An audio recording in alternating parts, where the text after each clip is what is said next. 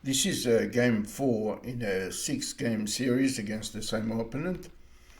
In this game I decided to play solid without giving him too many chances.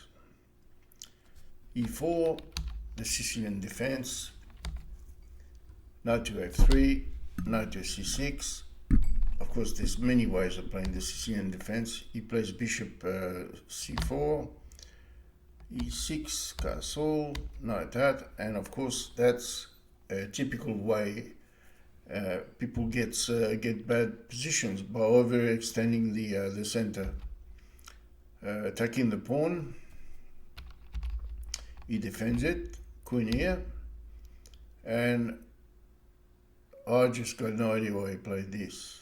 I'm assuming it was intended as h3 and became a mouse slip, but h3 just, if he had played here, I'd just take the pawn, free pawn. So I went on with the game. Of course, the best move here was rook e1. Try to keep your pawn, but eventually it's going to get undermined, and d6, pawn takes, bishop takes, and black has a good game. h4, take, queen takes. Of course I'm going to exchange the queens because I have a pawn advantage. So play just normally. Try not to give him any counterplay, push him back. Here I just decided on a break on b4. Even at the time playing this, I was not actually convinced it was the best move. There may be ways of getting pressure on his white squares, or playing a rook here. There's a way to prepare this. Anything on the queen side. B4 is probably too soon. He plays it this way. I take. Of course, what he did by getting his rook here is expose it to an attack by the bishop. There's many ways to skin a cat here. I've decided to just reinforce the c4 square, and of course he exchanges everything, which is helpful for black. You don't ever want to have to play moves like this when you play chess. I mean, what was wrong with just playing rook here? Some things are very hard to understand. And now he still plays rook e1, so he could have saved himself this bad move, a bishop going back. Attack there, and he attack the bishop. He creates another weakness now, and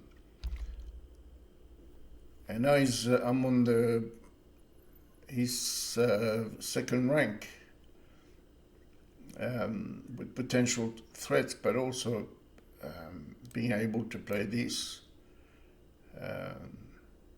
In some lines you're able to give a rook and later take here.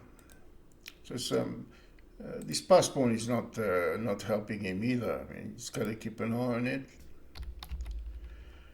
So he plays another piece on the back rank.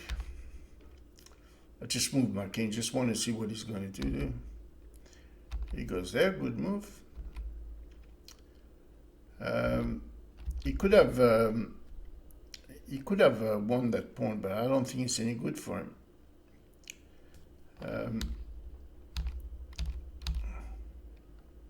He doesn't take it. He doesn't take that pawn. You wonder why.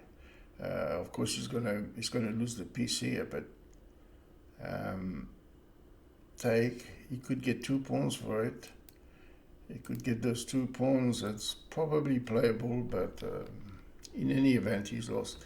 It's not a good idea to put a knight in a position where a bishop can prevent the knight from moving forward. So rook up, just defend the material.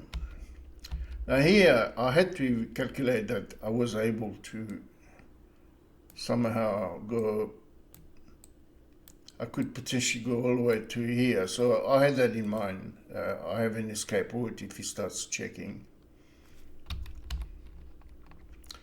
All right, point where I need to point to. And here he appears to be forking the rook, but he's not. Because now he's lost the c3 pawn. And it's not good for him. It's actually totally lost. Now,